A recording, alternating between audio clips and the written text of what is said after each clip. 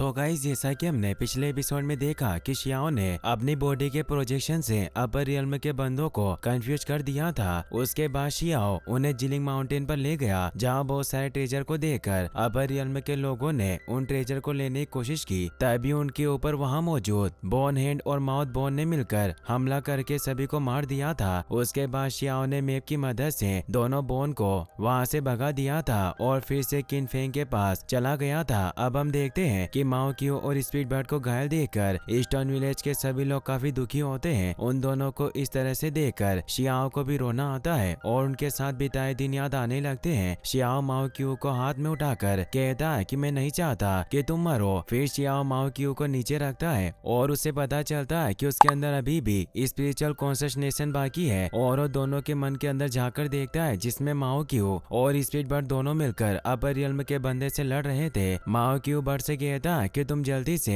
Accent sacrificial treasure का use करो ताकि हम इस आदमी को मार सके। माओ क्यू की बात मानकर स्पीड बर्ड ने उस ट्रेजर का यूज किया था, जिसके ब्लास्ट होने से माओ क्यू और स्पीड बर्ड बुरी तरह घायल हो गए थे। तभी शियाओ दोनों को फिर से चेक करता है और सभी से कहता है कि इन दोनों को अभी बचाया जा सकता है और अपने ट्रेजर बैग के अंदर से सनगो ट्री का गोल्डन सेब निकालकर माओ क्यू और स्पीड बर्ड के ऊपर डालता है और कहता है कि अगर ये दोनों आधे साल तक अच्छे से आराम करेंगे तो ये ठीक हो जाएंगे। दूसरी तरफ अपर रियल्म के दूसरे गोड बातें करते हैं कि आंगली और उसके साथी बहुत लालची थे, इसीलिए मारे गए। लेकिन गोड सेक्ट के बंदे ने अकेले एक्ट किया और तुरंत डेजर्ट डोमेन के लिए रवाना हो गया ताकि वो जल्दी से शियाओ को पकड़ सके। ये सुनकर दूसरा गोड कहता है कि क्या शियाओ ने कभी ऐसे आदमी का सामना नहीं किया जो डिवाइन फ्लेम को जलाना जानता हो। तभी तीसरा आदमी कहता है कि बेहतर होगा कि हम शियाओ पर हमला करें, क्योंकि हमने तैयारी तो कर ली मगर उसका यूज करना बहुत मुश्किल है। तो उनमें से एक बंदा कहता है कि मैं यहाँ के ब्यूटियन पवेलियन को जानता हूँ, जिसका शियाओ स्टूडेंट था और मुझे एक ऐसी जगह के बारे में पता है जो हमला करने के लिए ज्यादा यूजफुल हो सकती है। वहीं रिबिल्ड ब्यूटियन पवेलियन में अचानक से कोई हमला करता है, जिसे देखने के लिए जियायू और तियान बाहर आते हैं। तियान हमले की पावर को देखकर कहता है कि डिवाइन फ्लेम की पावर है। तभी अचानक से कोई तियान और जियायू को बांध लेता है। वहीं शियाओ और किन फेंग अभी भी माओ क्यू और स्पीड बर्ड के पास बैठे थे। अब दोनों की तबीयत भी पहले से ठीक थी। माओ क्यू किन फेंग से कहता है कि तुम्हारा धन्यवाद जो तुमने हमें बचाया और हमारे लिए मेडिसिन लेकर आए, लेकिन मुझे नहीं पता कि हमारे दुश्मन की अटैक करने की स्ट्रेंथ इतनी ज्यादा होगी कि हम इस तरह से घायल हो जाएंगे। तभी शियाओ पूछता है कि वो मेडिसिन भट्टी कहाँ है, मैं उसे अपने साथ ले जाकर सभी को मार दूंगा। तो किन फेंग बताता है कि वो भट्टी यहाँ से चली गई। ये सुनकर शियाओ थोड़ा चौंक जाता है। तो माओ क्यू बताता है कि गोल्डन कंडेंशन सेक्ट के मास्टर जब अपने आप को बदल रहा था तो फायर पील से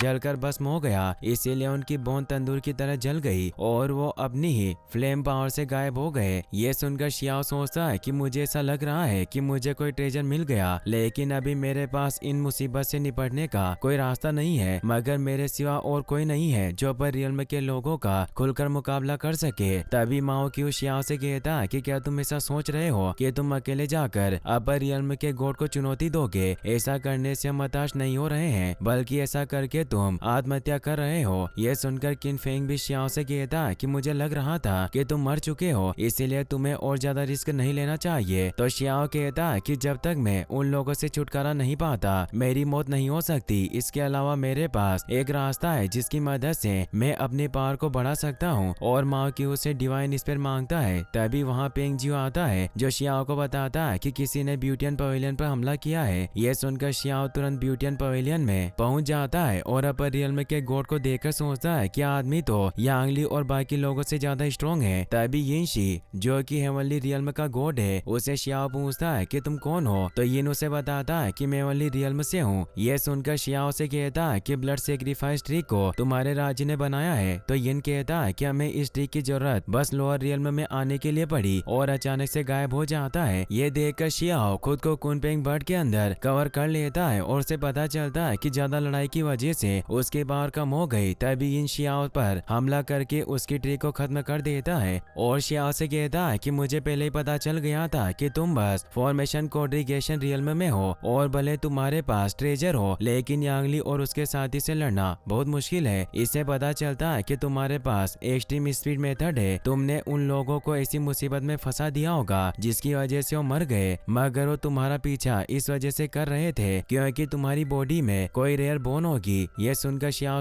सोचता है कि अभी मैं बस इनके एक हमले से बचता हूँ, लेकिन उसे मेरे बारे में सब कुछ पता चल गया है। इससे पता चलता है कि वो स्ट्रॉन्ग ही नहीं बल्कि उसकी सोच भी काफी गहरी है। तभी इन शियाओ पर हमला करने के लिए आता है, जिससे बचने के लिए शियाओ अपना डिवाइन सूट पहन लेता है और सोल स्वॉर्ड की मदद से यिन के हमले को रोक लेता है। शियाओ के सेफ्टी सूट को देखकर यिन कहता है कि मुझे आज पता चला कि लोअर रियल्म में इस तरह का ट्रेजर भी है, इसलिए यांगली तुम्हारा पीछा कर रहा होगा और तुमने उसे मार दिया। वहीं शियाओ को पता था कि उसका बॉडी आर्मर अधूरा है, इसीलिए शियाओ फिनिक्स स्टोन की मदद से अपने सूट की पावर को बढ़ा लेता है। ये देखकर इन शियाओ से कहता है कि तुम इस सूट की मदद से भी एक गोट को नहीं हरा सकते और शियाओ पर हमला करता है, जिससे शियाओ बच जाता है। लेकिन शियाओ की सोल स्वॉर्ड ऑटोमेटिक एक्टिवेट हो जाती है, लेकिन ऐसा क्यों हुआ इस बारे में शियाओ को पता नहीं चलता। तभी इन शियाओ से कहता है कि तुम्हें मेरे लिए 3 काम करने हैं। पहला तो प्राचीन दरबार का सही एड्रेस बताओ, दूसरा अपने बॉडी सूट को मुझे दे दो और तीसरा कि तुम खुद सुसाइड कर लो। ये सुनकर शियाओ इनके साथ हाथापाई करने लगता है, जिसे देखकर इन अपनी पावर को यूज करके शियाओ पर हमला करता है। जिसे रोकने के लिए शियाओ कुनपेंग ट्रिक की पावर को अपनी सोल स्वॉर्ड में ले लेता है और इनके हमले को रोकने जाता है, जो कि ब्लास्ट हो गया था, मगर शियाओ को उससे कुछ नहीं होता। ये शियाओ से कहता है कि मुझे पता है किस पवेलियन को बनाने वाले मूर्ख व्यक्ति को किसने मारा था, वो मेरे रियल्म का एक बहुत पावरफुल आदमी है। ये सुनकर शियाओ को काफी गुस्सा आता है और उसे समझ आता है कि इससे बदला लेने के लिए सोल स्वॉर्ड ने रिएक्ट किया था। उसके बाद शियाओ यिन से लड़ने के लिए खुली चेतावनी देता है और दोनों फिर से लड़ने लगते हैं। तभी यिन अपने कानूलेटेड रूट सेप ट्रिक का